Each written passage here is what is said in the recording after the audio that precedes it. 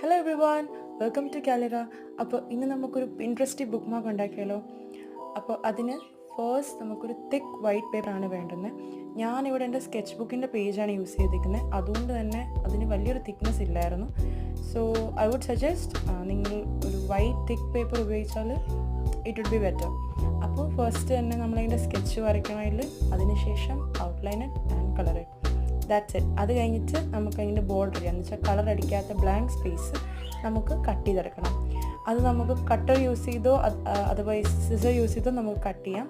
ഞാൻ scissor use ചെയ്താണ് cut ചെയ്തത്, കാരണം എൻ്റെ കട്ടർ ഇല്ലായിരുന്നു. അതെ, അപ്പം I would suggest to use a cutter because that would be better. And that's it. Our Pinteresty bookmark is ready. Hope you all liked it. ഇഷ്ടപ്പെട്ടെങ്കിൽ like, share, subscribe and comment. Bye bye.